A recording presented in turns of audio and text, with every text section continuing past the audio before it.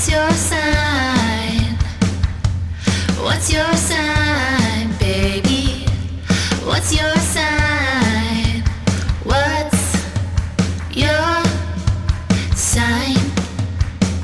Welcome to What's Your Sign? I'm Julia Loken. I'm Stevie Goldstein. And I'm the little hangover of this podcast. Oh, Hell yeah. Hangover Part 4. Me and Bradley Cooper. Oh my God. Damn, would watch. Kicking it. I got to issue a quick apology for the video listeners. I will be drinking a protein milk Oh my throughout God. this episode. I'm in pain. Is that your cure? What are your go-to, like you're hungover, which you are. What are we going? What is the solution? I'm water Wow. and water. And like, I really don't care how it gets Vintage. administered. The reason I'm having the intravenous. protein.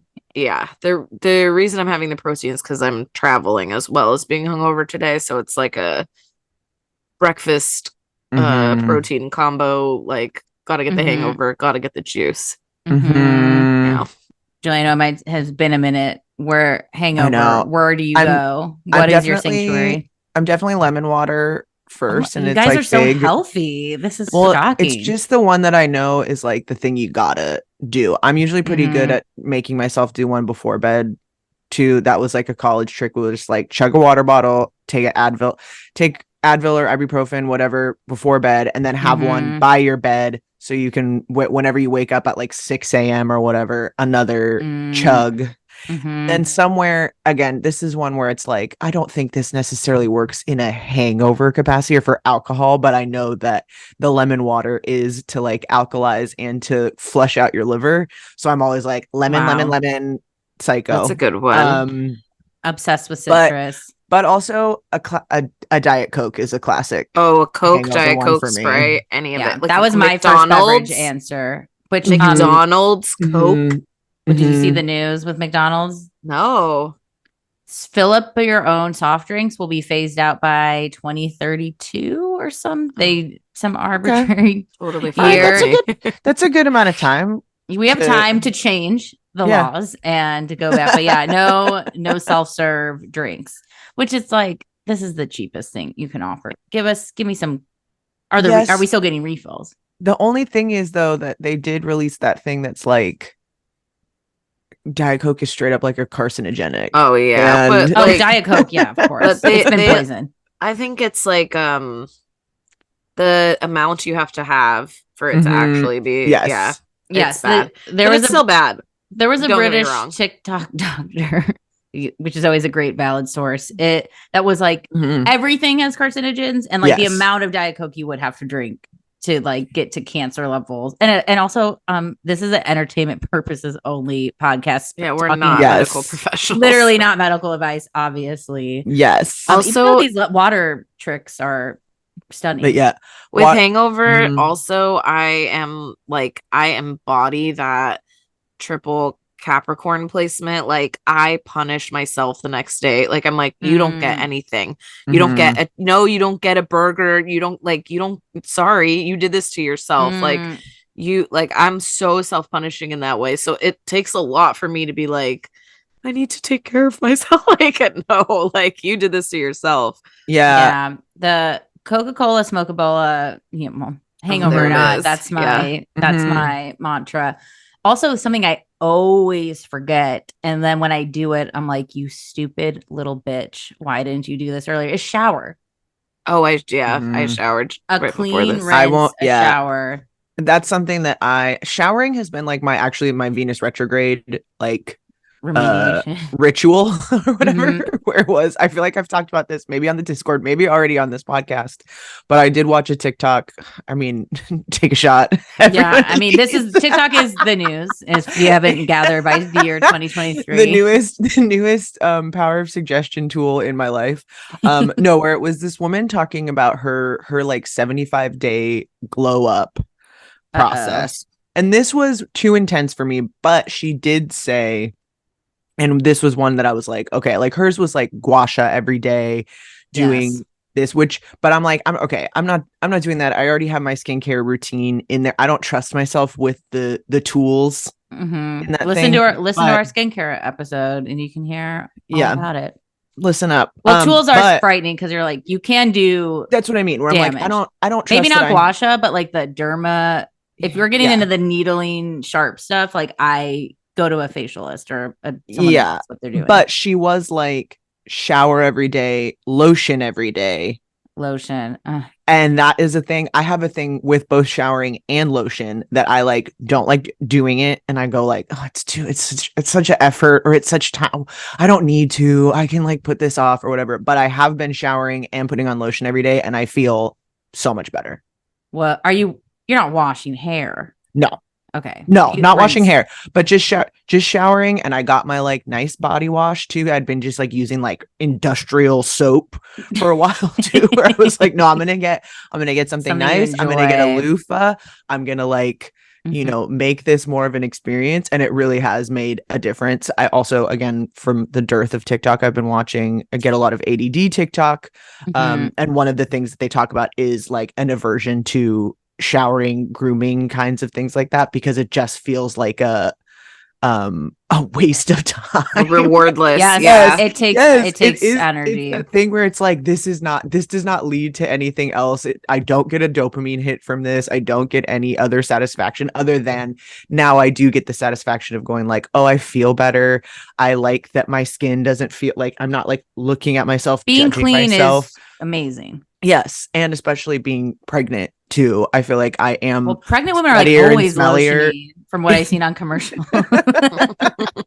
It's like all about lotioning. We're lotioning. We're rubbing our belly. We're waddling. Well, you're supposed to lotion a little wet. Is the other thing? Yeah. Oh yeah, you got to do wet.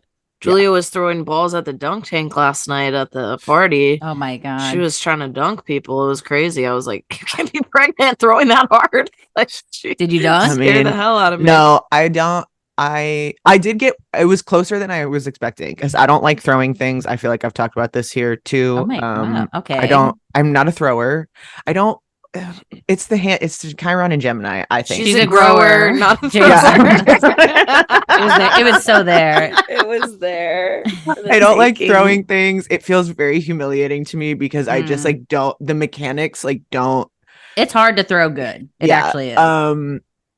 But I did get closer. I like bumped it on one. I didn't like knock anybody in, but I just was like, as long as I'm getting even in the vicinity of the target, I will feel fine about my performance here. I know it's also not a performance and nobody's judging me. This is so Sagittarius archery coded. Yeah. By the way. Yeah. Like it's to acknowledge for the class. Archery feels like a thing that I could do. It's not the throw. That's there's like an instrument. There's an technical. Yeah. Yes. Figuring out aim, again, also not my greatest. Like if we're playing a video game, like when we're doing the gun ones, it takes me a while to figure out exactly like what the thing is. Target. But like, yeah, the instrument I can do. But if it's me, just my like wild arms, no. I'm still, since the Renaissance Fair, on a hunt for a crossbow place to go. I think I keep wanting the fun toy ones from the Ren Fair, where when I like call archery places, they're like, those are illegal. I'm like, I don't need ones that kill deer. I mean, like the rubber dummy ones. Also, new shower revelation. I think this feels very actually related to our topic in Venus and because shower to me is pleasure. Shower is like, this is a reward. This is the good time. This is the highlight of the day usually. And doing it in like a necessity way feels like I famously never shower, something most people know about me. And that my husband's always like, weird. If I'd smell, I would shower more, but I smell good. And I just take my wins where I can. But my new thing recently, and I think I texted you guys about it, is shaving outside the shower. I'm taking a warm hot rag. I go to the sink, warm hot rag, and I'm in a rag. I'm in my rag era. Hell yeah. For both like makeup removing. I'm trying to just like not anything that you would reuse plastics, etc. Yeah, we're trying to reuse, reduce, recycle. Warm rag, running up and down the leg, shaving, just standing in the middle of a room in the best light, because also bathrooms historically can't see shit. And I'm not bringing I want like candles and moody, like I don't want to do precision based activities in the shower. Yeah. I like that. I'm shaving out. You guys know I'm a bath person. I'm a sicko. If I had better baths. bathtubs in my like apartment history, I can't wait. The day a standing tub. I can disassociate in any bathtub. It really doesn't matter. I lived with like 3 the men. shiny bathtub. I'm in. I lived with 3 men, and we shared a bathroom. And well, we had 2 bathrooms, but we mostly shared one. And I would take baths.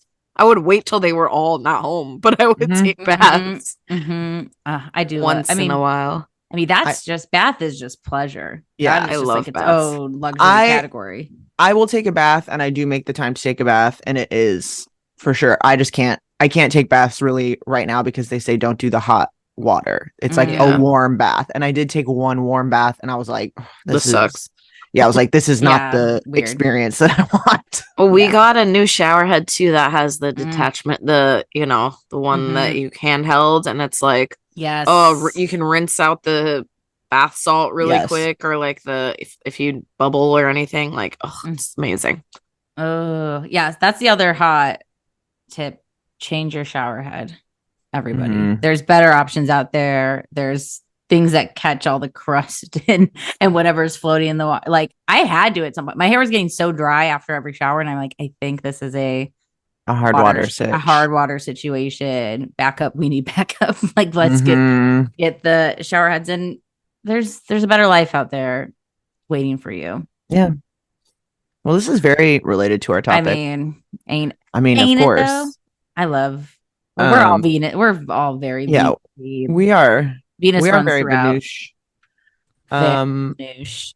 Yeah, we're continuing our planets series, our revisitation of the planets, and we're talking about the goddess of love today, the planet of beauty and values, the brightest planet. Yeah, the diamond. It was like the jewel box of the sky or something. She is. So cute. She is. We're talking about Venus. Yay! Any immediate associations or things that come up for y'all? Yes, the yay was pretty there. I think Venus has good mouthfeel too, like Venus, like even pre-knowledge of astrology, I think Venus and I'm looking at my big like Venus poster, like just Venus is, and maybe it's being a Taurus and having Taurus Venus, like being very Venus-y. It's just, it's home. It's like, it's the good stuff. It's, maybe since it is that benefic, there's something just naturally supportive about Venus. It's rooting for you. Not that necessarily, and we'll get there, Mars and Saturn are haters, but they are there to check you a bit more. And Venus is, I think, so uplifting and like, just like, this is where you shine. And I think it's just so lovely. Yeah. I think the first thing that comes to mind for me is, I used to do some work, like comedy work at this, camp for, what's it called? Astronomer, like you know what I'm talking about, like astro camp. Yeah. And they have all the planets like signs, and they're kind of, it's out in an Idlewild, like in a mountain, whatever. Cool. And they have all these like facts and stuff. And the Venus one, like, I just felt like so drawn to it anyway, because it's all like beauty, like pretty and like written well or whatever, like it looks nice. And then I guess the second thing that came to mind is like seeing it in the sky in the last maybe 6 months. I think Stevie, you saw the same thing as me. You like posted on Instagram where it was like the moon and Venus right next to it. Yeah. And just seeing like it's a joint sleigh together. Yeah, it's like such a subtle light too, because like I think you could also see Mars that night, and it's it's definitely brighter and more like orangey colored in the sky. But Venus just kind of looks like nice light blue on the eye, like very twinkle twinkle little star, like very very like, well, when it's Mars, like it's like, that's fucking Mars. It's the little red boy, and then and then Venus is like, who is that? Yeah, she's like so pretty, so pretty, so star. Soft and sweet, and like, yeah, I don't know. I guess I'm like my Gemini Venus is showing like fact oriented about it, but like, yeah, I don't know. It just feels nice. Well, it's true. I mean, it seems so obvious. I'm of course again referring back to Mythic Astrology today, Archetypal Powers in the Horoscope by Ariel Gutman and Kenneth Johnson. But in this Venus section, they do bring up right away just that Venus, while other gods and goddesses may have fallen out of popularity with the rise of Christianity throughout the Western world, at least, that Venus is the one that's like really stayed in culture the most. And I was also just thinking of, it's funny that we're talking about showering in that, where it's like Venus the razor, Venus there's songs, Venus in all of these things, like Venus, even if you don't know, like, you know, Venus in some capacity, and the art, the artwork, all of this. And of course, you know, a beautiful woman is always celebrated no matter what the like the context. We're not gonna have like a I don't think we have an issue with celebrating, again, like beauty or just beauty in general. Wonderful, beautiful, twinkly, sparkly, soft, wonderful things. But I think that it is the only one where they're like, oh yeah, no, Venus is the most popular. we know her, we love her. Even I just noticed this. Well, I knew this about myself, but I just noticed this about my Venus rising husband. I was like, oh, we both have dimples of Venus, you know, like those dimples above your butt, which are like, you know, like we just even have that. I'm just curious. This is like fun. I'm curious. You have the back dimples? Yeah. Wow. Coveted. I was going to ask, like, I'm curious if we can do some astro. That's all you, honey. Yeah. You're the number one. You're the number one girly on this pod. Oh my God. No. Let me tell you, do not have them. Have looked up so many over the years. Not the surgeries, just like the workouts where you're like, what do you do? Is this a back like thing? We both have them. I just noticed this the other day. Like, I guess I never stare that long back there. And I was like, oh, that's so funny. We both have Taurus place. I'm curious if that might be an influence. And then of course he's like, what the fuck are you talking about? You I'm basically like a wild woman staring while like, we're Venus, we have dimples on our bodies. He's like, okay, sweetie, back to bed. But I'm curious if anyone knows, it's those two little dots above your ass. Curious for any of our listeners, if you have them, comment on the post for this episode. Nature's tramp stamp, if you will. I was curious if nature, yes, Cupid's tramp stamp, in full force. Yeah, no, they're the cutest. To see those back dimples with a pair of like low-rise jeans, maybe even a strappy G-string sticking out too, is like the things like of my junior high. Yeah. That's like my junior high like fantasy of what I would look like at some point. Like, you know, I mean, you can. If what I see, they're. I think they are just genetic. That's like, I don't know if there is a workout for it. That's why I'm like, this is affirming for me to hear. This is just I did not work out. I think for them. I can carry. Because can that. a lot of back lifting. Well, yeah, because dimples usually are genetics, and I mean, you have face dimples. Yeah, I have face dimples, and you can't work out for those. No, maybe, but you can. But you can like a BBL. You know, I think you could get them, but. The fake dimples rarely look human. We haven't gotten there yet. No, I have dimples too. They're cellulite. Hell yeah, dude. Hell yeah. Thank God.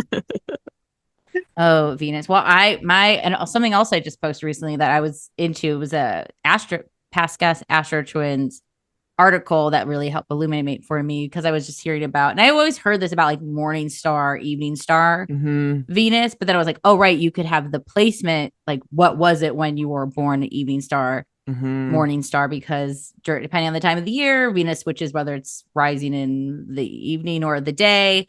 I'll link this article, but it basically, there's like really quick math you can do basically if it's, I can't read that fast. It's like if it's counterclockwise, it's evening star. If it's clockwise of your sun, morning star. Vice versa. There's a whole table, so you can look and find. Oh yeah, that would make sense after the sun being morning.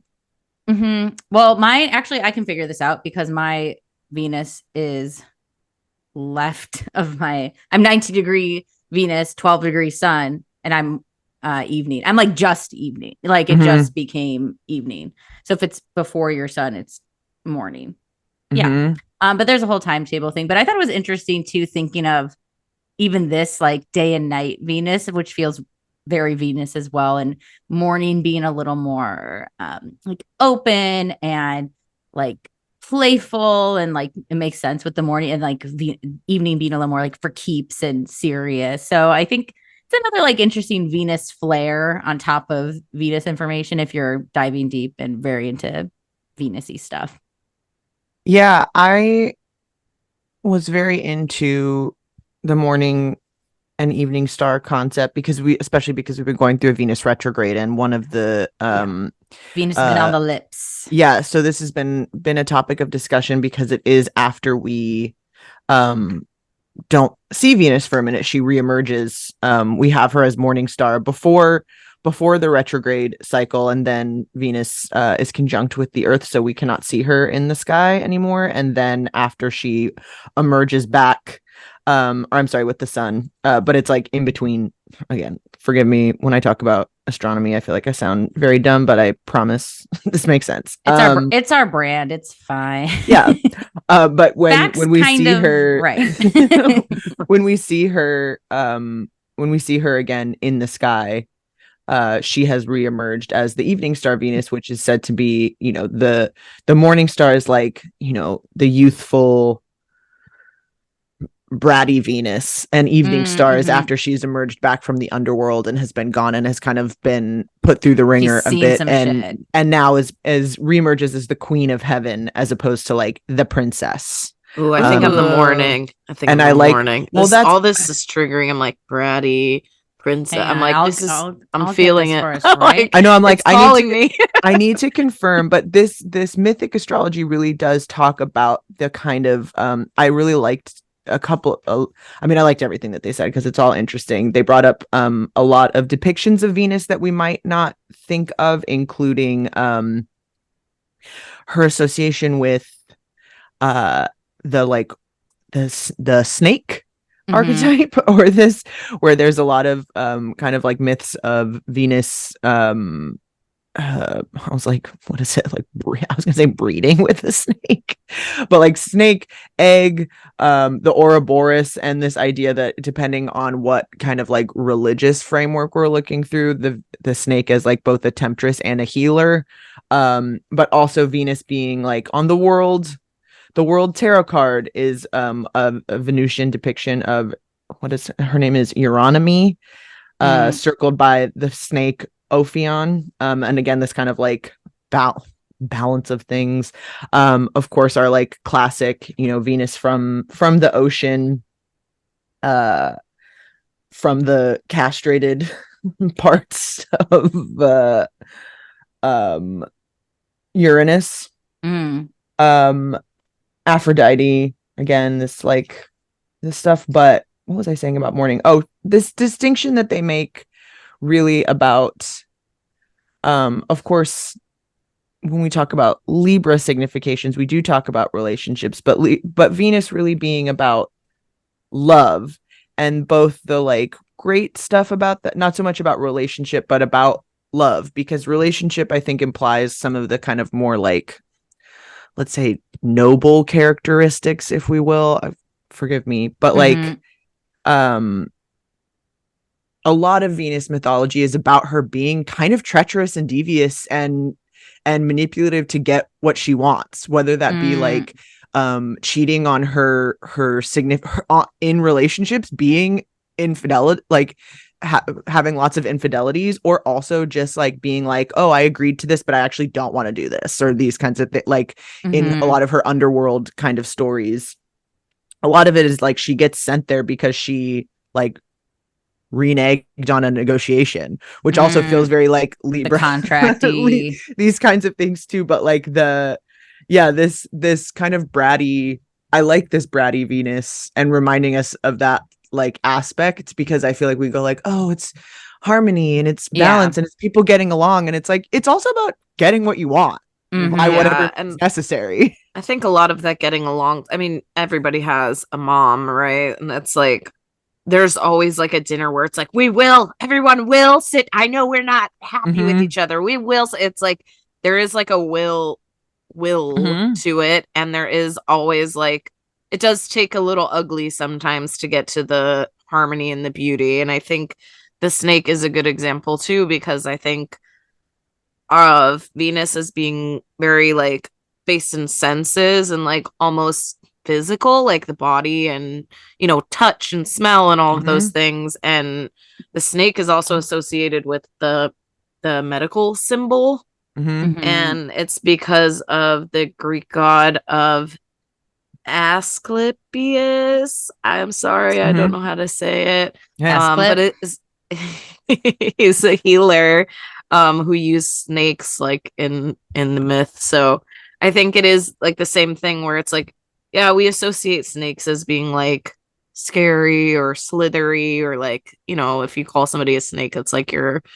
a cheat, you're a fake, you're like a liar. But it's like snakes are like, there's some sort of spiritual and physical part to it where it's like revered in a way. It is that like raw energy power, like pulsing, you like see the movements, you feel the like just all of the, and they are like magnetic and hypnotizing and all those things. I mean, very literally unpredictable, quick, like all of those things. Yeah.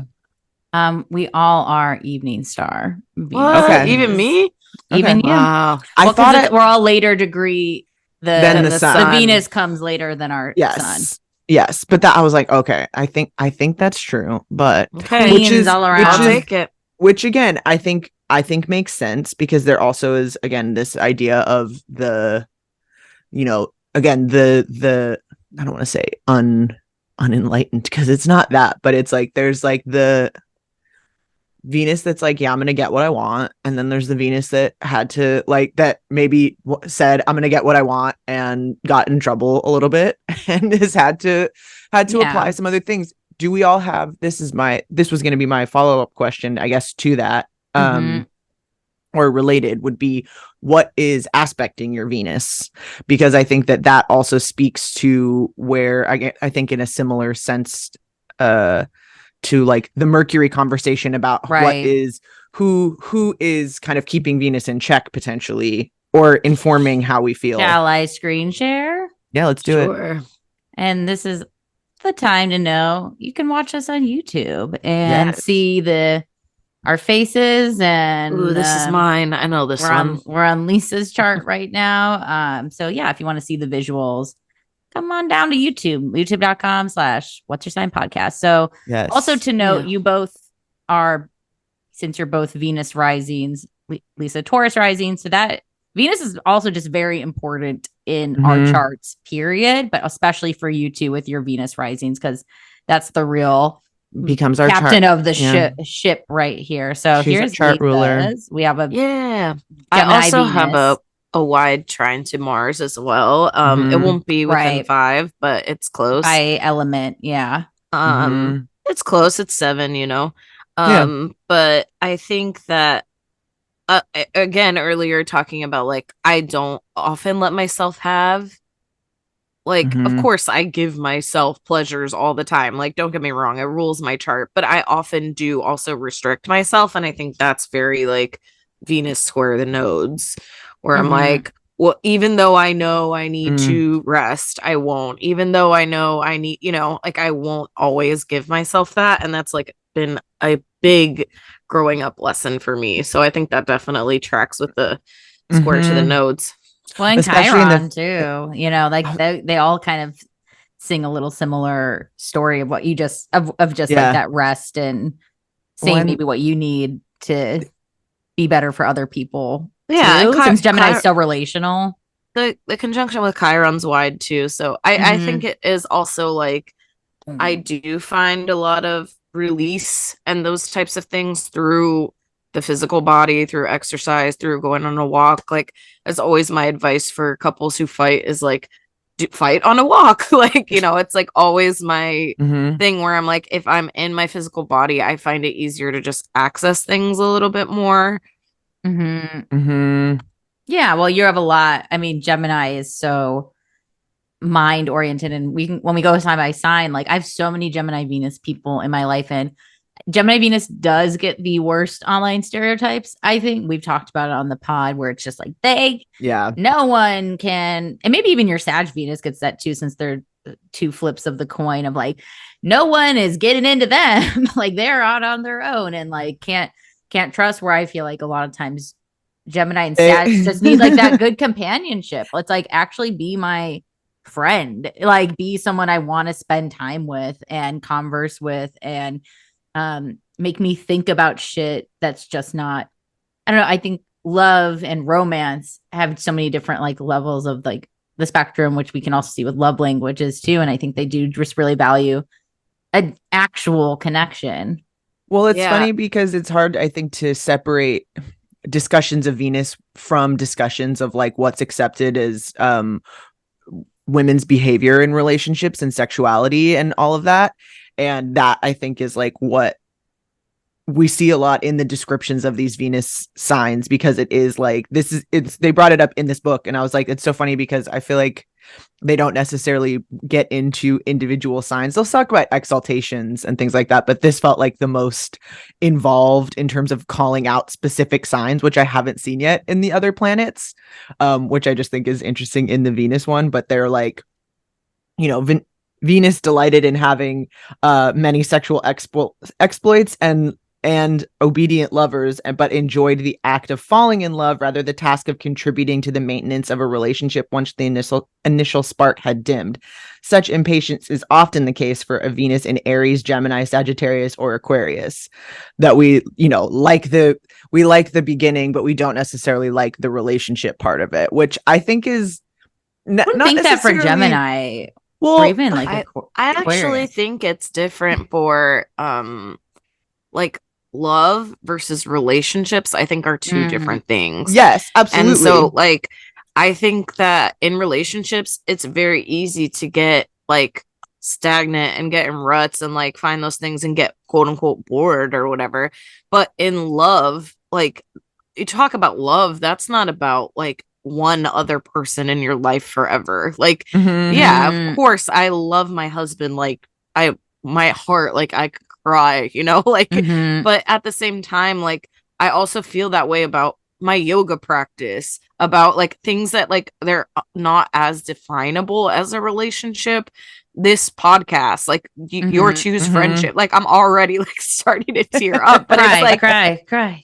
But it's like that's love. And like if we're talking about, I think Venus is more about love, and maybe that's because I'm a Taurus person, but like I think it's more about love than it is about relationships, because I think relationships are also about communication and you know love language stuff, like all of that kind of thing, like how we give to each other and what types of what we need and how we take care of each other. Like that to me is about a relationship. But love is like, you know, my mother is like love, you know what I mean? I don't know. Yeah, you love yes. You love there's so many things can bring you the feeling of love. Things and people, memories, smells. Like the things you were saying, Julia, almost sounded like my brain went Jupiter when you were saying all that stuff of like the bounty and like more and like the mechanics of it, which I mean, they're Venus and Jupiter are closely tied together. So it's not strange. And also I think how we, you know, I've talked about this with people with the fifth house, where we can find, you know, to houseify maybe Venus-y things, like fifth house being like romance and pleasure and seventh house being more partnership, like the fifth house being children. You know, children used to be a byproduct of having fun and like love. And now we think of children now, like how we even think of relationships, having kids, having pleasure has shifted so much since the Babylonian era and from Greek mythology. So like, I think we've also just culturally shifted what love, relationships, and making a family, which usually are results of all these things, looks like. Well, I think it's also just interesting because it's like, and I don't think this is necessarily what the book is saying, or I don't mean to be like these people are being judgmental or whatever, but there is something to me that's also like, yeah, but that's also like true.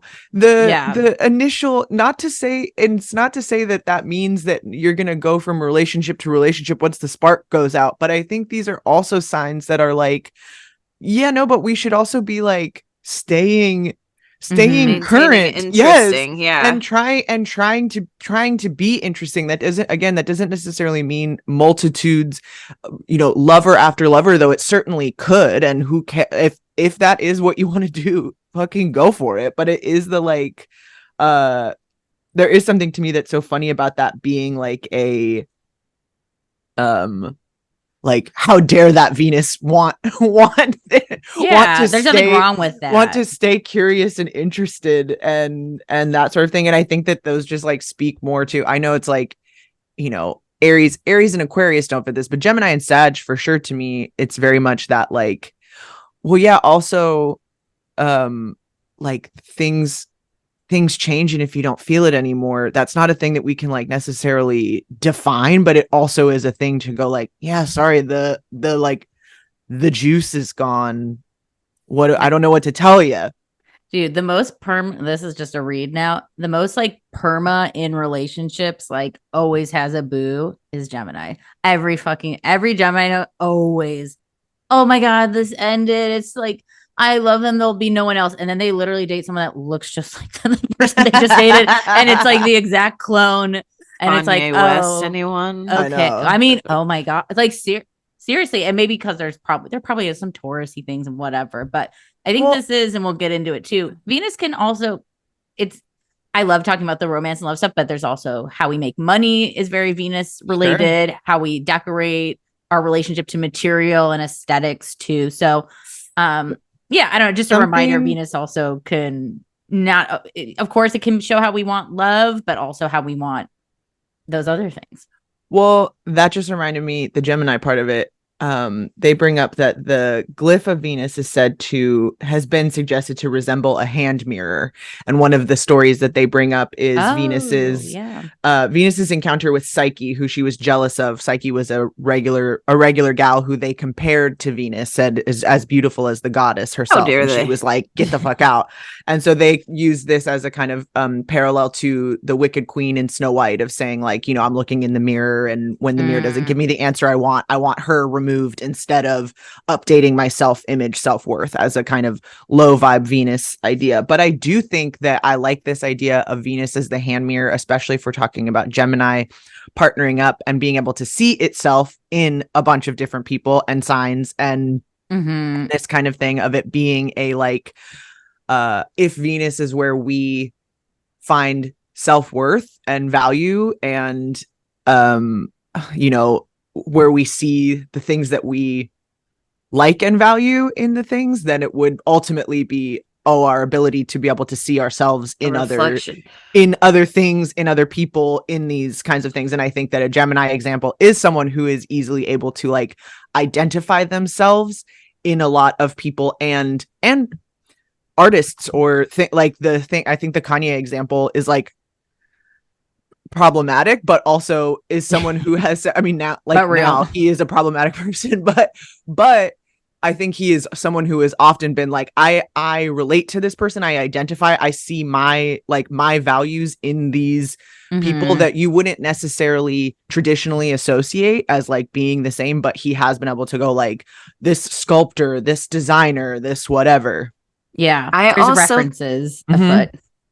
I also think in the Gemini Venus example, and like talking about like getting bored in relationships, I do think that if you are bored in a relationship, like it is you. And so I do think that the mirror thing is like very relevant here, because I think you have every I mean, not everyone. I mean, people are in abusive things, people are locked into things that they can't get out of. Like, I understand, but in a consenting adult relationship, like, you are able to say, I'm able to say to my husband, like, let's try something new, or like, I want to do this. You're able to take the lead in a way. So if you're bored, like, it's not, I think the low vibe thing is to like, go cheat on someone, or go like do something to hurt yourself or your partner. The high vibe thing is to be like, actually, I want to like try going to haunted houses this Halloween. Like, one of my things that I'm doing, that I don't like scary stuff. But, like, just like trying to expand yourself, because if you're bored, you're boring. Well, Betty Draper said it only boring people get bored. Exactly. The Gospel of Betty. Julia, let's go through our Vinis, which you also have these nodal squares. So I think a good, and this is, I'm side my source, Dr. Michael Lennox Peck's guest talks about, that release of outer expectation, right? That we have from like what we've done, South Node, what we've done before, North Node, what we should do. And then just kind of always going back to like, well, what is that planet in a square to the nodes really need? Cool. You guys both have that. And then you have a little different, I mean, you have this, we talked about in your chart episode, but this, conjunction with Saturn, Uranus, in opposition to Chiron. And this is a Sagittarius Venus, just to clarify, with our Libra rising. So we have more Venus all around, and then a lovely trine to Jupiter. So you have a decent amount of Venus aspects happening. She's working hard. Conjunction, square, opposition, trine. All we're missing is a sextile. And it was like she's full flush. Yeah, she's active. I did really resonate with the expectations and outside validation for sure. Again, like that is not surprising with the Libra rising, I think. But I think thinking of Venus as being both attached to like Saturn and Uranus, I want everyone's approval, or I want I want it to be a thing that like is both like, I was like, what's the Madonna music? Like the lovers and the rebels or whatever. It's like, I want institutional support, and I also want rebellious, outside the box thinkers to also approve of what I'm doing. And that's like that's a very hard line to toe, and I think doesn't often come across. But I think, and then ultimately, what do I want myself? Who the fuck knows? You know what I mean? In those nodes of like, even just figuring out like who, I think within there's so many voices of like approval or things to hold yourself to. It's really hard to keep track of like what you're even caring about in a lot of ways. So I do feel like Venus, while it's very strong, I don't always know what I value. I think I think it changes, or it feels like it depends. It's very situationally dependent, which makes me feel like this Venus, this kind of like fickle Sagittarius Venus that they're talking about, that's like, oh, well, I don't know if I'm loyal to anything in that way. But yeah. Well, like the Jupiter since it's so fire too, it just might be like what paths in front of you at the given time. Yeah. Like there is some sort of immediacy with fire, and also with Uranus changing, and Saturn seems to almost be the outlier of like, you should know, or like, like what's the path, or like, even though I don't know, but like, I guess I'm the person that asks the question when I personify a lot of the time. So I think that's like not, I think you both have very controversial Venuses, right? That we hear a lot about Sag is like, can't tie them down, and, they want freedom, but also other people can bring a sense of freedom, or like show like a different paths, or like things that they care about, which might feel like, oh, I can get on board with that, or like I'm interested in that. Or also, I don't know, I'm curious in terms of like aesthetic things too. Does anything pop out with, well, it feels like very Sag Venus show itself in the things you like in the material realm? I think so. I mean, horse girl, like a little too obvious, but horse girl for sure. But I think it also is maybe a hard one, because it feels like it's hard to take ownership of aesthetic things like that. Whereas I feel like when I see other like a Venus mood board for another sign, I go like, well, I actually like things. I like things from all of these things, but that's not my sign or whatever. And so like to pick out the things that are like your sign feels, I don't know, like limiting, or if that makes sense. Or it feels like, oh, that's so like, sometimes I'm that, but sometimes I'm that one, or those kinds of things. But I do think it does come out aesthetically, and definitely I do feel kind of like maybe more of the Libra rising or the Saturnian like Capricorn things are kind of there, because I think that also Sag Venus stuff is like not as aesthetic as I'd like. Well, no, I feel like maybe it is the Libra rising stuff, but I always feel like, oh, when I see something interesting, I always think of you. You know, there's like certain things where, like, even like, you know, for your bachelorette party, and then like my mom was having her 70th, I'm like, I want to go to Madonna again with my mom. Like, there's just so many things that I think you do really have a unique style. And like, sometimes I'll be shopping and I'll be like, oh, I should get this, but it's like really more something Julia would wear. Like, it's like you have a very distinct style. And I do think that it's not one note. And so it's hard to like define, I guess. But even stuff in your house, I'll be like, oh, this, or like, when we were picking out rings for the Clean Origin thing, like I was like, oh, I have to put Dolce Vita and Sag because like you have the Dolce Vita thing in your house. And like, I just like, I do think you have a really distinct style. Thank you. Yeah, I think you were. I mean, this almost feel like Sag Venus remediation is like, it's not even like what you're wearing, it's how you're wearing it. And I think Sag isn't gonna, like, doesn't want anything that's like cumbersome or like hiding. You know, like there's like, let me show you what I'm working with. And maybe, I don't know, that could be even fun just to like, I think a Sag would like really benefit from the clueless closet, but like, but on like random, like, you know, like, well, that's actually give you random mode. Well, I think that's something too, that it's like, I don't necessarily like being like, I like these are the things that I like. I like being surprised and going like, oh, I didn't think I would like that, but I love that. I don't always know. Again, like, it's a thing where I'm like, I don't want to know what I like. I want you to show me a thing and go like, ooh, that's fun, or find something that I like in anything.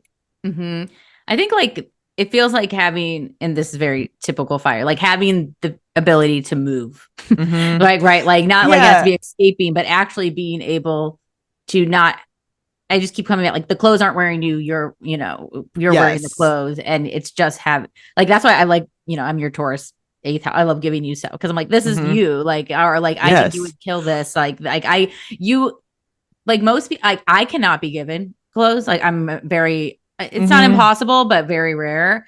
And I feel like you're like, so like, cool, I'll try that out. Thank you for the gift. And it's like, oh my God, this bitch is gonna cool. Like, you know, I'm like, oh yeah, I'll figure it out. I love it.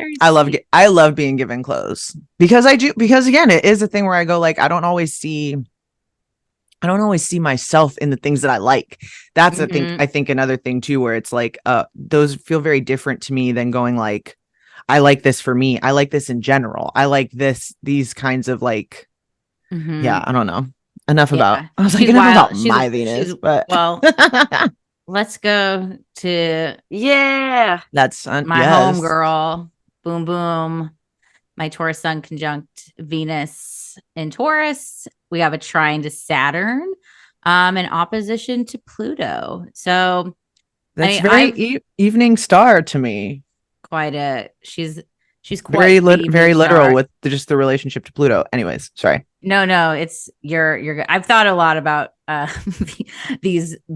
these players that, you know, the Venus. I remember like getting early cafe astrology report, you know, but take a shot if that's the first entryway into like looking at your full natal chart. But like opposition to like the Taurus Scorpio opposition Pluto axis of like obsession and like not knowing when to let go. And dear God, just like I would have hated to be in my mother, you know, like growing up, just like of like, I'm gonna die, like such a I'm still very romantic, but like it was like, girl, like truly Romeo Juliet like level, like KMS, like, oh my, I like anything for this love. And it's like, shit, calm down. But like, that's so funny hearing of like, I could be on a random mode. I'm like, I'm not, like, I know what I'm working with. Like, I need my neckline showing. I have short proportions. I like want this emphasized. Like these I know are where I'm shining and where I'm lacking. And maybe this is also very Pluto Saturn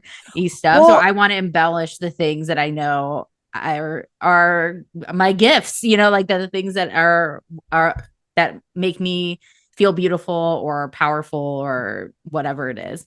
that feels so Venus Sun to me though, too, of it being a thing that is about like showing and knowing. Again, it comes from, I think it isn't without its shadow side, certainly with this Pluto opposition, obviously. But I think it also is like Venus up in a high place with the sun, with the support of like the god too. Like it feels very power couple of like Sun Venus, of being like, I know I'm using my values to show my inherent solar power. And then also this is just for the kids learning at home, watching YouTube, seeing the vid, in which we talked about in going back to your chart, Julia, because you're technically, but this is, Sun and Sag, Venus is Sag, but they're not talking to each other. They're not talking to each other. So this is the part of, I think people hear like stelliums or like I have a bunch in one sign. And I do think the degrees of conjunction absolutely play a part in the story. Not to say you don't have Sun and Venus things afoot, but they're maybe not as, these two are chatting. Like they are close. Stevie, I think with yours, like obviously I didn't know you in high school, so I can't really speak to it, but I do think that what do you want to know? I think the Venus Pluto opposition like kind of came out even when you were talking, because I think part of it is like you have to know yourself to change. You have to change to know yourself. So you have to like grow. And then when you like knowing that you can get in those obsessive spaces and, depending on, obviously it seemed like maybe more of a relationship thing in high school, but it's like later in life, like it could be a workaholic. It could be, obsessing over like mole you have, or you know what I mean? Like it can go other ways. So like learning how to deal with that is going to help you know yourself. And like you're saying, talking about the kind of clothes you like, knowing your what you want your neckline showing, where you want your, things cinched in, or like however you want to show off what you've got. Like that's about knowing yourself. That's because you've tried on the clothes, you've seen the thing that doesn't feel flattering or feel comfortable or whatever it is. And so I think that opposition definitely speaks to like learning through experience some of those things, and that can be really tough too. So like, grain of salt for whatever people have to go through it. Like it's 11th and 5th house, so drama, relationships, all of that, and groups of friends and all of those things. Like thinking in a high school sense to me, I'm like, that's trauma. Like groups of friends and like relationship drama too, high school. Oof. I have to pick up Anna because she's like watching Pen 15. I know we all had that to some degrees, but like, my mom was just like, you need to put yourself first over these people, like over other people. What the fuck is wrong with you? Like, what the fuck is wrong with you? It's like, no, like but also like, family. I had more community and friends than family. So there was also like much more, it held a lot of weight to, wanting to be, I'm rewatching Pen 15, the episode's called Anna Ishii Peters, where Anna stays over at Maya's house and like her parents are going through a divorce, which I think it was actually Aliza Kelly who mentioned your degree of Saturn can represent an age where things happen. This was like prime divorce era for me with my family, was at around 13. And like anytime I went over, would not do a single chore, would not help out at all around with my family. But if I went to a friend's house, I'm like the perfect daughter. All of a sudden I'm like, hello, I'm good. Like I am actually, if I was in the right environment, I'd be quite the star. And having that, finding like family elsewhere was like very highly valued. One of the things that they bring up in this mythic astrology book is Venus aspects to Pluto, Saturn, or Neptune often can reflect someone who experienced outside shame or issues inflicted towards them about their sense of self-worth or beauty, but that leads them often to create works of art or works of beauty and find how to work within the medium of like aesthetics and all of these kinds of things, which then leads us to be able to draw that out of ourselves, finding our own inherent kind of beauty and worth within, but it being pulled out from our encounters and our experience and our affirmations that have to come from this kind of like digging and excavating and work sorts of things. And I could definitely see that being, you know, I think that's probably true for a lot of us. Yeah. You know? But also thinking of that, you know, again, opposition to Pluto, where it is, you know, that like it could go one way, but finding different friend groups, finding outside community, finding art, finding ways to like find these things that make you feel like you are showing these parts of you. And maybe it doesn't mean that there aren't these other things that you feel a way about, but it also is like, yeah, excavating and bringing into the sunlight these wonderful inner beauty qualities, not outer too. I'll take it all. I think you do have a distinct style too, like especially like thinking about makeup. And I am dressed cool right now, like just have to give a heads up to YouTube. I just tried on a dress and I'm currently wearing it and I do look cool. Like I told you off the pod, like I had bought the similar dress and like you were like, oh, try the long one that you got. And it's most people would be like, don't get the same dress as me. Right? I'm obsessed with the matching. You're like cool and open. And I think also there's like a skin glow that I like associate with you. Definitely. Wow. There's like certain things where I'm like, oh, like I'm gonna put like highlighter because I want to look like Stevie, or you know what I mean? Like, so you definitely do have like a distinct style. And I think it is very the like sun warmth shining through Venus and like, you know, things in your house that I'm like, oh, like you have like pins, or I'm like, oh, sometimes I see pins and I'm like, oh, that would be cute on Stevie's like pin thing. Oh my God. I think we all have very cool, unique, distinct, very Venusian styles. And this was, I finally showed my husband Barbie last night, and we are getting divorced. Just a heads up. It has happened. Lost another one. Ex-husband. Well, like it was more just like, and I figure this is a lot of male reaction. I'm not trying to like drag his ass, maybe a little bit, but it's just like he's like, it was good. I'm like, I'm a sun conjunct Venus. Can you feign a little more interest for me, please? And just like that it's important and that it hasn't been done before, and this was revolution. Like I do take my interests seriously, and my I love a rec and a reference and a hot tip, but I try. Maybe it's because I've also dated many Aquarians and fixed sign. I'm like a fixed sign magnet. It's like, I don't want to be a snob on anyone's guilty pleasures. I don't think there's any guilty pleasure. I'm trying to lose the Catholicism in me, even though I come back to the Catholicism, Midwesternness. I'm like, just can you like, if I'm showing you something I'm interested in, maybe like give me that back. Turn up your excitement just a little.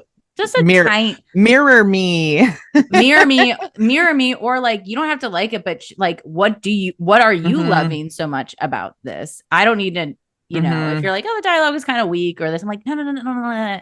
Like we're in a moment right now. This is like you're beyond fucking stay in your lane, bitch. Sorry. Well, also like it was a good. I hadn't seen it since the theater, and I was like, dude, Barbie World, like the world is built for men. It really like that point wasn't like too over the top. It actually was scarily accurate, and of course, it's like silly and blown up. Also, I'll stop sharing in a sec. But like Saturn trine Venus Sun, sadly, too into the rules. While I have an Aries moon rebelliousness, I am quite a rule follower. I'm like, don't we need to line up here? It's like pathetic. I hate this part about me that I'm very tuned into rules. And I think also too, I know it's just dragging Geminis for always being a relationship. Like I'm always locked out. I've always been locked down. And even when I'm like not trying. Well, I mean, these are the. And look, Venus rule Venus here. So like, I get it. Yeah. I get it. I think the rules thing too, like you've got to try to make that work for you. And so it's like, what rules can you keep for yourself? And other people that have that aspect too, it's like, I always have such a hard time keeping promises to myself, but I show up on time for work, you know? And so it's like, how can I make this work for me instead of them? And whatever that like calls to you, you know, that's where rules have to work for you. Yes. Yeah, and I think coming back, like, I just had a reading with at Magwi on Instagram yesterday, and we talked a lot with because I had a lot of money making questions, and like Venus is quite present in the money making. So too, I think if anyone's like over like love or whatever, or maybe it's not in your and love can also be so many like this doesn't mean traditional married heteronormative, like apply to your life, of course. But I think in terms of money or thing, it's the values, take a shot. I think Venus can be frustrating in astrology because we always hear it's about values, and it's like, well, what the fuck is values? Like what? But it is, we've seen the pandemic really showed who values what's important to us. I think that was a big cultural value shift, and we've had Uranus and Taurus since 2018, and it will be here till 2025. So I think a lot of people's values are collectively shifting as well. So, well, I think it also goes to like the money thing. I think Venus is very much about values, but also that like validation, appreciation, and those things. And it's like that's a lot of times why we do the aesthetic things, why we do the things to make ourselves beautiful and desirable and acceptable. All of these things, both good and affirming and celebrating our personal values, but also things that make us more appealing and acceptable to those around us, because again, we do have those harmony associations and those acceptance and wanting to be valued and treasured and cared for and part of a thing, and I think that money obviously goes within the idea of being like recognized for your worth, recognized for the value that you bring, the contributions that you are giving.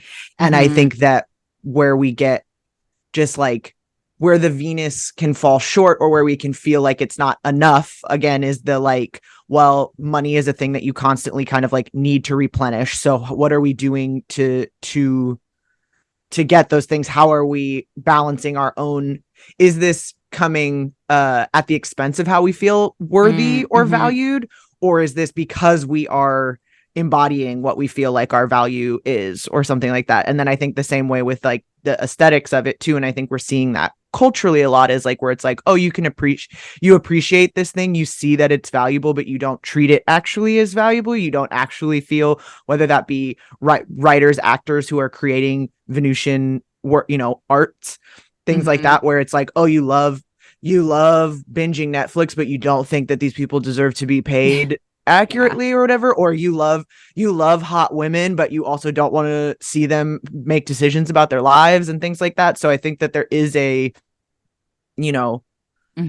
surfaceness to Venus sometimes, because it is just wanting to be, there isn't ever enough validation in those instances, because it's never like, you can always be more beautiful, you can always be more whatever, but can we find a way to have it be both of these things, of being like, this is a thing that I like putting out because I like putting out beauty in the world, and it also is a thing that makes me feel good and worthy and value, like I'm sharing parts of myself that are there. And can we also appreciate beauty, but not, again, Venus is like the most popular, the most seen, the one that we like the most, because it is pretty digestible and easy to go like, oh, hot woman in a shell, like, yeah, into it. More who doesn't want a hot woman in a shell? Exactly. But it's like, can we also accept the complicated Venus, the human Venus, the other parts of these things, like all of that too? And I think within ourselves, again, similarly to the Mercury, and while it is benefic, I think, can we also like notice where, if we're putting too much benefic somewhere, that at our own expense, who's it for? I guess that hot woman in a shell is what I call my Instagram profile pic. I'm gonna repost it today in your honor. Oh yes, that is a hot woman. I have a hot woman in a shell pic. Let's all get it from that oyster bar in Madison. You have a shell? I don't think I have one, but I want a hot. We'll Photoshop you into Beyonce's shell from the tour, maybe as in the interim. Thank you. But all those things that just remind me of like, and what we have in common and what we're doing here right now is like, we are being artists. Yeah. Art, Venus and art. Come on now. Like we can't deny, I think, and art and money are like very slippery conversations together, because like maybe it's just the United States thing, maybe it's a global thing, but like there's this idea of like it's impure or this, and of like, of course, like, but now we're at this point where artist grants, like, where is this shit? But I don't know. I think of like living an artist's life doesn't mean you always have to be making art. It's help. I mean, I think everyone should try making art in some capacity, because art's very freeing, but also like living an art. And maybe this gets into my Venus sign because we can go through the signs, but it's like, yeah, living like, what is, if you could live your life in an artful way, what does that mean? What does that look like? And maybe it's dressing, maybe it's actual art making. I don't know. Just finding beauty, finding pleasure, finding those things. And it doesn't always have to be, it can be both for you and for other. Sometimes we are called to create that for other people and do that, but we don't necessarily have to be always Venusian, if that makes sense. That like that doesn't require us to constantly be the always acceptable object of beauty. It means we find it, we cherish it, we celebrate it, we call attention to it, and we also know that like every rose has its thorn too, baby, you know? And this is another Dr. Michael Lennox reference too, which I think is compared to like the moon, where the moon's like our emotional processing, Venus being more of like our emotional body, like how that like moon information is processing into Venus and in the things that we want, and how it might be filtered out might be a little more Venus-y than moon. Like moon might be like how we're spinning and thinking and like feeling it, but then actually how we're enacting it might be a little more Venus-y. And I think because maybe we haven't said it, you know, however, femme, masc, non-binary, we can all embody Venus and beauty and femininity.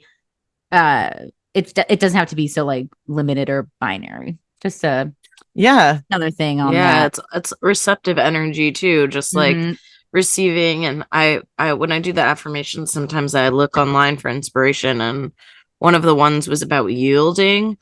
I didn't take it down because I didn't really process that as Venus.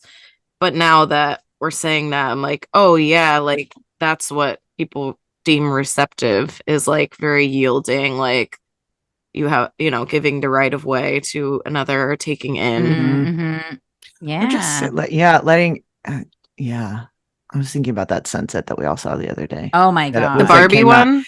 Yes, and it truly came out of fucking nowhere. It was because I was talk outside. Of the town. I had neighbors. I had texts like galore. I had neighbors going, "Did you see this sunset?" Yeah, like, I'm go check it out. It's like when you were at a restaurant and then lighting shifts from like daytime to nighttime thing. It was like 1 second it was gray, and then the next second everyone was like pink and glowy, and we were like, "What is?" I was like, "What is happening?"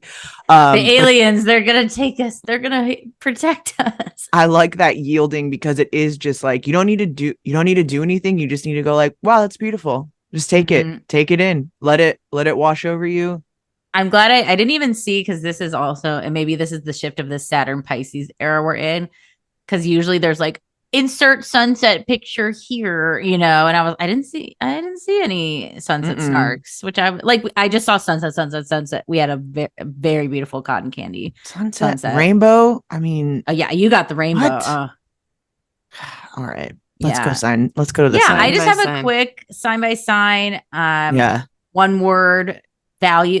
Aries Venus values blank. And this is just what came to mind, and we can build on it. But Aries Venus values, again, some might be kind of obvious, but spark, that newness, feeling like you just started dating, seeing something they haven't seen before, and like fresh experiences really going to feel nice for our Aries Venus people. I think I like the word aliveness. Or like life, more life, as Drake would say. Because I think that's like ultimately what that spark to me is, where it's like, oh, this either brings me alive, or I see possibility for growth, whatever. But like life. Yeah, it's true. When Aries is the first, and it feels like the beginning of life, and things that and the beginning of life is like, what are we going to do now with it? Like there's unlimited options, endless possibilities. I think Taurus Venus values romance, but romance in like everything. Like I feel like it's a very phrase nowadays is like my life like a movie, or like romanticizing your coffee routine. And I think Taurus Venus is really good at romanticizing the mundane and the little moments. Lana Del Rey is a famous Taurus Venus person. I think her music is very that like hardcore. Mm-hmm. I like that. Finding the romantic elements. I think care is like the word that comes to me, because I think that's ultimately like at the heart of romance is, or like intention, or something like the putting care, putting thought, putting effort, knowing this was like on purpose, not just like left to there. It's not a thing we stumbled upon. This was a thing that we like thought about and put that effort into. I mean, and I'll probably just send this clip directly to my husband. Like, the only thing I want in life is like, please make a fan cam of me, like in the mundane moment. Like, I would fucking set to Lana, I would fucking lose it. Hell yeah. If anyone else knows how to impress me for like make a video montage of me, like I'm a dead wife in a movie. Thank you. Yes. Gemini Venus values, and we talked a bit about it, connection. I think there's a real value in friendship, in the conversation. If we do go more like one-to-one, marriage is forever, it's like, this is what you're gonna hang out with for life, in theory. So like, you better have, this like feeling like, not like, okay, and what else? And that doesn't mean you can't be quiet with each other, but there's none of that searching for that comfort or connection within each other. I think laughter too. Like, totally. There's no life for me if we're not laughing, joking around. And I think that is the way I connect, maybe. But if you haven't laughed today, check out one of my stand-up clips. Yes. Hell yeah. The word that came to mind for me was play. And I think that's kind of like both of them, either way, where it's like the back and forth of connection, the laughter portion, but also just that, again, it's like, it's dynamic. It's having bits. Yes. We're engaged with each other in that way, where it's like there's nothing like and maybe it's my Gemini placements coming out. Like, there's nothing better when you like, or even with like a friend or your partner, you look at each other and like, maybe someone said Scooby-Doo yesterday and you look at each other, right? Scooby-Doo. Like, it's just those little things of references that I don't know. It's like, even back to Pen 15, it's like, what do you guys fucking stop saying?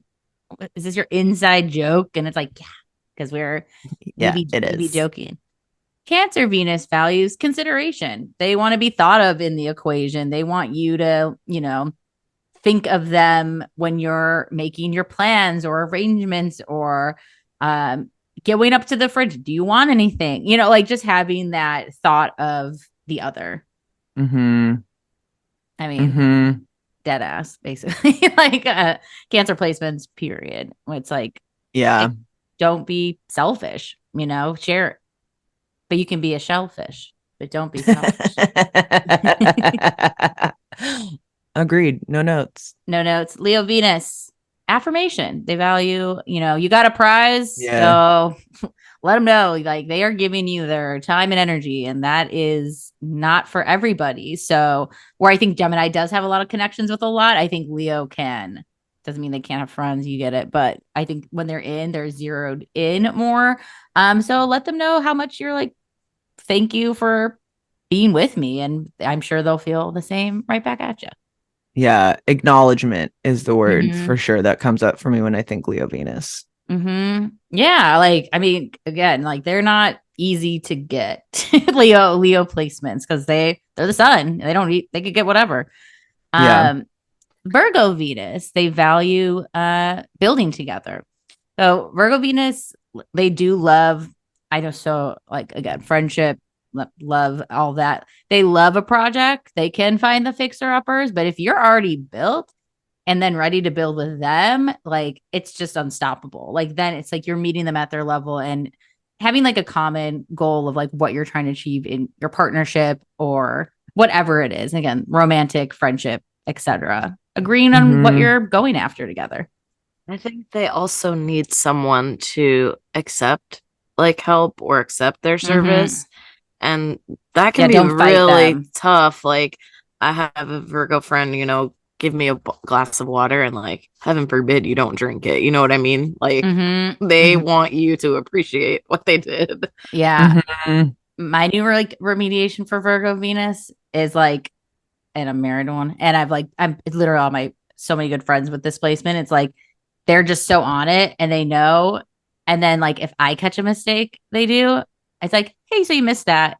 But no, like no Virgo-ness about it. Like, that's cool. That's fine. We can be people of errors. And they're like, thank you for this permission of safety. Cause it's like not like, hey, you missed that. It's like, hey, little casual miss. It happens. I think maybe it's funny because I was like, the word acknowledgement comes up again for me too, or maybe it's like recognition, but I feel like it's kind of a combination of both of these where it's like the I see the work you're doing, and I also am here to like supplement you to like you don't have to do all of it, but I also see the effort that you are putting into this. And I know these things don't happen without trying, that kind of thing. So it is like, what can we build together? But I think also like the thank you for putting in the effort. Yeah. I mean, I had a Virgo Venus friend once say, I just want a big dumb man that will hold me and pick me up from the airport. And I was like, you know, like, don't we all? Tracks. Like, that's agreed. Libra Venus. This one surprised me, but when I was thinking about it, is safety. I think where Aries Venus does want more risk, Libra wants safety, but not like boring. It's like safety to be themselves, safety kind of, I think these Leo, Virgo, Libra themes are building freedom to misspeak without judgment, to learn together, to have just like a safe space to be themselves and to like learn and grow with whoever it is in their orbit. Cause everybody loves them. They can like adored by all, but they can also where they don't have to be on, I think is like where they're going to have like a lot of satisfaction. I think, equality is like the word that comes up for me is the like knowing, I think that does speak to safety too, but it is the like knowing that they're receiving what they're also giving. And it doesn't have to be the same, but being like, we're both, if I'm doing something, I know that you are also thinking about doing your things too in this. They don't have to be the same things. We don't have to do equal job. Like you do this one day, I do this the next day, but it is the like investment and kind of like fairness. If I'm giving of myself of this, I expect that back. I think too, this is another like promises to yourself type of thing, but it's saying it like instead of having an unspoken rule in a friendship or a relationship, like having the rule, hey, we retweet each other or whatever, the like, you know, like little things that you want from someone. Totally. Scorpio Venus, next one, Sagittarius Venus, we'll go skip them. Just kidding. Scorpio Venus, they value commitment. Again, all these signs lead, and I think Libra, all those things we said were like the commitment of like, are you doing what you're saying? But commitment with Venus, Scorpio Venus is really showing loyalty. A reference that came out is like getting a gift they mentioned like 7 months ago, like making those notes, like writing them a letter in their favorite color, finding the details. I think they want to know that you're just as on and aware as they are. Agreed. You know, and they play for keeps, so have fun. I think Scorpio Venus is like the hottest Venus, but celebrity wise, we also got a celeb Steve walking behind with no shirt on. So tune into YouTube and rewind a little bit. Like, did we? Well, it's like a barely peek, but I was like, is there a ghost in her house? I'm like, oh, it's her husband. But like you couldn't like see anything. That's so funny. I was just like, oh, what the fuck? I miss it. I don't have I've been turning my self view off. So I'm like, I don't want to see. That's really funny. Oh, I'm sad I missed it. I'll have to watch Shadow Steve. We caught this Sasquatch footage on cam. Agreed on the Scorpio. I was gonna say like seriousness Yeah, or like commitment. they're down. I love it. They're down and around. Have fun getting rid of them. Sagittarius, Venus, exploration. Maybe a little corny Sag, but it's all the things. Being out in the world together, going to movies, seeing new things, like, and also like exploration physically. But I think something came up too is like also doing spiritual work together. Like I think sometimes we forget about Sag's tie to like philosophy and religion. Maybe we don't. I mean, maybe that's very obvious. But in terms of Venus stuff, I forget that it's like, having like I could see Sag Venus like being like, let's do TM together and like have this like routine of like some sort of spiritual connection. Yeah. I think the word that came to mind for me is like willingness. Like so it'd be like just being game, being you don't have to like everything, but an agreement or an interest in trying something. Yeah. Capricorn Venus. It's funny, these last group I have like cautionary tales. Anyways, Capricorn Venus is ambition. They, you have to impress a Capricorn. Work for them as much as they're working for you. And I think there's two famous Cap Venuses that these are my cautionary tales is Britney Spears and Elvis. They took care of everybody financially, especially their family, and like can be kind of exploitative for how much they can generate. So I think too, like a Cap Venus is like match how hard they're working for you. And like Virgo Venus, where they can take on the projects, it's like, please don't, because that might lead them to like resentment or those sorts of things. Because Cap Venus is like, they're going to show you. Maybe not so much tell, but they are they're providing and showing. Yeah. My phrase that comes to mind for me is accountability. To be someone who is like accountable for what they say they're going to do or how they're feeling about if you're taking care of them, then they also need to be held accountable for their like whatever it is too, because they're definitely gonna be showing up. So yeah, they show up. They put in the work. We can't match the Capricorn show up, but we can do what we said. I'm like, who could? But it is like okay, well, you said you were gonna do this, or you said you were gonna do whatever, and they're like, okay, bye. If you don't. Yeah. Aquarius Venus. I wrote down honesty. I think Aquarians you can't hang with Aquarians, period, but especially Aqua Venus if you're intimidated by them, if you're just gonna like placate them. I mean, they are the flip of Leo. So I do think there is a lot of similarities. Like be there for them, support them, and don't be afraid to counter them because they can't be with the phoniness. And I think also similar to like Gemini with the air quality, wanting that actual companionship. Like I think Cap and Aqua need that like power couple match. And not that we all do, but like they really, really do. Yeah. Confidence, I think, is like one where that I think that's that like Leo, like you're saying, the Leo thing of it being like, self-assuredness, where it's not the like constant questioning. So they don't have to worry about it's like constant questioning and that sort of thing. Hold your own. And again, it doesn't have to be the same, but I think that like I think that gives them a sense of that they are instilling that in you, and that like because again, all of these things are this is the mirror that we're holding up. And so it's like, if you aren't encouraging these qualities in someone else to be doing that, it is ultimately a reflection of you, is how we feel. And I think that they want people to feel themselves and confident and empowered. Hold your own is so too, because like the vase literally. Literally hold your own. Like being able to like go off at a party and come back and be like, oh cool, they're fine. They can still here.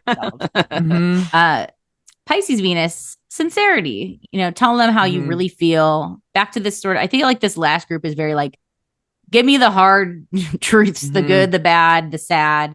Venus Pisces, this is my also cautionary tale. They can be so unconditional with their love. So maybe they do need folks who show that love.